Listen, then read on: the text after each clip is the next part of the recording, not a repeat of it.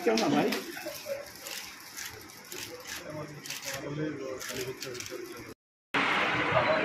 তো আমাদের পূর্ব ত্রিপুরা আসনের আপনারা অবগত আছেন যে মোস্ট অফলি আজকেই হয়তো ঠিক আছে ধন্যবাদ ওকে মিডিয়া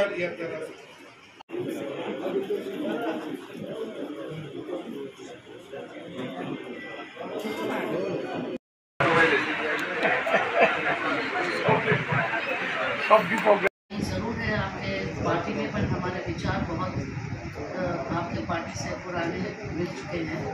अपने नरेंद्र जी ने भी ये टिकट हम लोग को दिया है, जरूर ये सोच आप लोग सबके बहुत बहुत धन्यवाद कि आपने हमको इतना सम्मान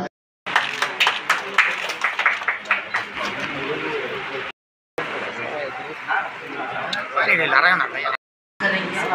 पूरा कोऑपरेशन है, त्रिपुरा मोथा का अलायंस भी है और जरूर है आपके पार्टी में, पर हमारे विचार बहुत आपके पार्टी से पुराने मिल क्यों ना भाई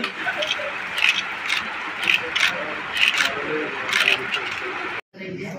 पूरा कोऑपरेशन है, त्रिपुरा मोथा का अलायंस भी है और हमें भागी और त्रिपुरा के लोग को और त्रिपुरा हम लोग नंबर 1 चलाएंगे। ये हम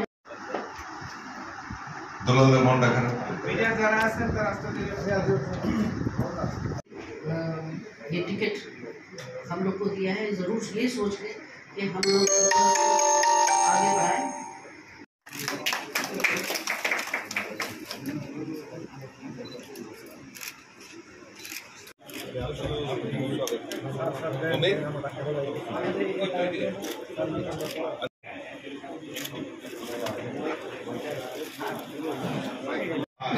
একটু মিডিয়ার একটু সাইড আমাদের বাকি কার্যকর্তা করছে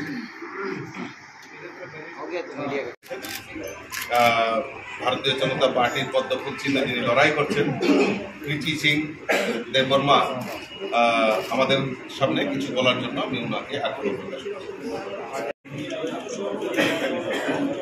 আপনারা অবগত আছেন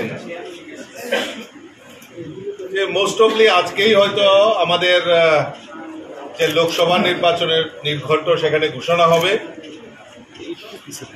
কিন্তু তার আগেই আমাদের দুটি লোকসভা আসনে দুজন প্রার্থীর নাম আমাদের কেন্দ্রীয় নেতৃত্ব, কেন্দ্রীয় নির্বাচন কমিটি যেটা রয়েছে সেখান থেকে পূর্ব ত্রিপুরা আসন এবং পশ্চিম ত্রিপুরা আসনের প্রার্থীর নাম ঘোষণা করা হয়েছে।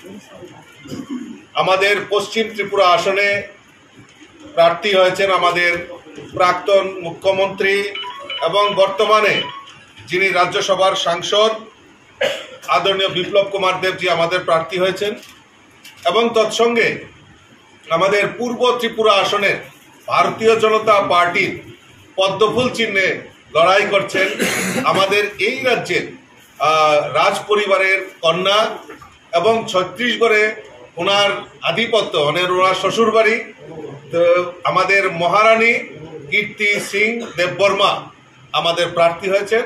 তো কাজেই এই দুটি আসনেই আমরা বিপুল ভোটে আমাদের প্রার্থীদেরকে জয়ী করে মোদিজির হাতকে শক্তিশালী করব এবং আজকে কীর্তি সিং দেববর্মা আমাদের মধ্যে উপস্থিত হয়েছেন, আমি ওনাকে স্বাগত জানাই।